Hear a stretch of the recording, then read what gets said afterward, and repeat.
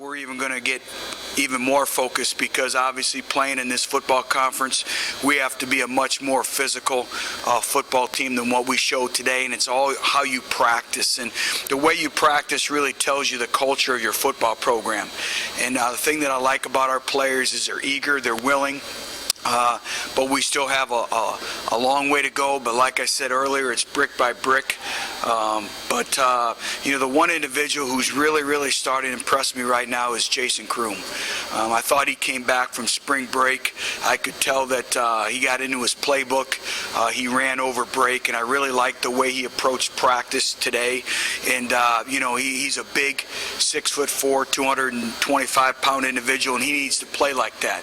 And I really saw some glimpses today, and very encouraged by what I saw with him. But I'll answer any questions you may have. In terms of being where they were retention-wise, coming back from spring break as a whole, were they where you wanted them to be? Did they look like a team that had been on, or I guess, off for 10 days? Well, you could definitely see the rust, but I liked our approach. I thought we saw some more leadership overall, and we're still, again, not where we need to be. But, it's when you're putting things together and you have the standard and the expectations that we have in this football program, it takes time, but we can see it transitioning, maybe not as fast as we want it to, but we can see it. Again, brick by brick, we can see it. I thought our retention overall was pretty good, and then obviously we threw a lot at them today with installation, with some different trades and shifts and motions and different personnel groupings for our defense and things like that, some different things in practice, in the structure. It's only the second time we've been out on our grass practice field, so the environment changed, but I like changing venues. I like changing environments. I think it's goes hand in hand with being a good road football team as well. But I thought their retention was good, but again, we're going to start throwing more at them from an installation standpoint. You talked about noticing some leadership out there. Do you feel like you're kind of learning who your core group of leaders are early on? We are. We're learning more and more, and I think that's what people miss is, when you take over a football program, you really have 11 practices to really build the mentality of your football team. You have 3 in just helmets, and then the spring game is the spring game. And so really, that's why every practice, every rep is critical, because you're building an identity. You don't have a foundation from the past. But I do, but again, it's still not where we need to be. In order for us to achieve things is we have to have a great collective effort in terms of energy, great collective effort in everything that we do, and we're getting there slowly. I saw Daniel McCullers for the first time this spring turn and sprint to the football, and that's a short victory, and we have to continue to point those things out, not only pointing the negative out, but the positive as well. Coach, when you talk about leadership, you hear a lot of the guys say Juwan on offense has really kind of stepped up more so in the past. Can you see that? How important is it as a new staff to identify that and kind of work together? Well, it's critical, and leadership is everything. Especially we're not on the field with them. We're not in there when we start our summer strength and conditioning program. And we always talk about it's better to be a player-led team than a coach-led team. Or a player-coach team than a coach-coach team, and they have to take ownership. And leadership is a skill set. You have to practice it and work on it every day. And Juwan has done a great job, but we need more. I'm starting to see it more on defense as well.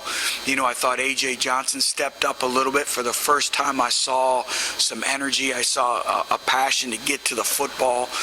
Tackles for loss. Jacquez Smith has been an individual who's bringing it in terms of his demeanor every day. Crump's doing a great job. So there's a number of individuals, Byron Moore, but again, we need more. We need more of a collective group effort. Ryan Randolph talked about he said he hurt his hamstring overcompensating for his bad leg. With guys coming off injuries like that, how important is it to them to get over a mental hurdle where they're not thinking about the injury, and how important is this time specifically to do that? Well, it is. Obviously when you come off, an injury, it's always in your mind. But you know what? We have a tremendous training staff here and a great set of doctors, and they do a tremendous job. And it's one thing we do in our program is everything is we're proactive, in terms of individuals who may have had chronic issues in the past, but maybe they're not suffering through certain things. They still have to go to treatments. And obviously we all know about the Anderson training facility and the training room in it. So again, our players are doing a great job of, taking advantage of the facilities and the care that they have, but it is a hurdle. But I think that's ongoing, and that's part of that mental conditioning in our program that we talk about. That encompasses all that. Coach, from the retention standpoint, specific to the quarterbacks, how are they doing, and then how much more install do you hope to be able to throw at them specifically next year? Well, we want to install as much as they can handle, and we have to get more in, but first of all, our offense is based on execution. We're in an execution-based system, and you could see the rust a little bit. There's too many balls on the ground today, too many incomplete passes, and in order for us to operate our offense, we have to operate with efficiency, and we can't have the balls on the ground. I thought we had balls on the ground too much in terms of whether it's the running backs or the wideouts or the quarterbacks, and we have to come back on Thursday. And we're talking about we're taking a maximum a day. Today was all about maximum number one. The team that makes the fewest mistakes will win. And, that's ingraining in our players' minds, and that's what it's all about. And we'll come back tomorrow. We'll meet as a team, and we'll review maximum one and all the mistakes and what we need to do to review and get better as we move forward and push forward on Thursday leading in to Saturday, which will be more of a scrimmage-type setting. Are you installing at about the rate you have in the past, or you have to go a little bit slower? Well, I think you learn, and each team is different. When we took over Cincinnati, we probably installed a little bit too much. At Central Michigan, we took our time. Cincinnati, we installed a lot. Here, we've taken our time because we really focus on the style of play with which we want to play, the demeanor, the physicality, the tempo, and you have to graduate from that and move on. And it's the building process and execution. It doesn't help us to go out there and install 8 different route packages and we haven't graduated from route package number 1 and number 2. So again, everything is execution. So when our players feel that they have mastered that, we'll move on. And so much is technique oriented, but we want to, the sense of urgency has to pick up, and they understand that. Have either quarterbacks started to separate themselves from each other? They really haven't. I felt really good about, obviously Justin and Nate going into break. I thought they showed a little bit of rust today, which is, everything in the throwing game is about rhythm and spacing and timing, and, you can see why practice is critical and having, a week off. But also, a lot of that is on the receivers too. We've put them in some negative and in some adverse situations. Everything, the way a receiver runs a route is its body language. He's communicating verbally through their body language, and when they're coming out of their breaking points, how you stick routes, how you accelerate on the top end of your routes. And I didn't really see that from our receivers today. And our receivers have to step up. And they have to have a big day on Thursday, and they got to keep grinding to it. We ask a lot of them, but that's the standard and expectation by which we're going to play, and we're not changing.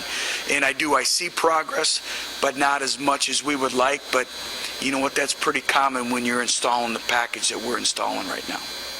Coach, with the grind these guys go through as a student athlete on the D1 level, was it good in a sense for them to get away from spring break to go to a tropical climate or something like that? Maybe avoid some burnout, that sort of thing? Well, it is a grind, and I think, we ask so much of these student athletes, taking a full course load at a great academic institution like Tennessee, and all of a sudden, from that to being in spring football and going through monumental changes in your program and expectations, and then the scrutiny, and I think that's one of the things that attracts individuals to come to Tennessee is you want to play in the spotlight, you want to play in the media capital of the world when it comes to college football, you come to the University of Tennessee. So there's so much, and then their personal life. And I think a lot of times we miss the picture that these are still 17 to 21, 22-year-old individuals. And that's why everything we do in our family is based off, in our football program is based off of family. So I like the way it was structured with the 6 practices, take a break, take a mental break, recalibrate your thoughts, come back and be ready to finish strong. And I tell you what, we had a Sunday team meeting to make sure everyone was back on time, and I have liked the way our players have come back and the way they have approached coming back so far. I think they're energized, and I like what I've seen in terms of the willingness. Now it's just the execution part and the physicality that we have to continue to improve. Which, didn't see Marlon Lane out there. Is there an update on his status? Marlon Lane, that's another individual having a great spring, and I think we forget that these are 17 to 21, 22-year-old individuals, and he's taking care of his family right now. And, he's had some health issues within his family, and he wanted to be there for them, and so he'll be back tonight. Talk about Christian Harris there at linebacker. He's looked like he's been kind of sprinkled in with the twos a little bit. What have you seen from him, and what do you need to You know what? I think Christian continues to progress, and he's a great individual. He's very competitive, works extremely hard, and he's just going through the process of learning the linebacker position, all the keys and reads, and playing instinctively. And I think that's the big thing is, you can't we are working, we're forming habits every day. You're either forming good habits or bad habits, but you train so it becomes instinctive. And that's what we're doing right now. And you know what? I'm encouraged by what I see with him because he continues to progress and get better.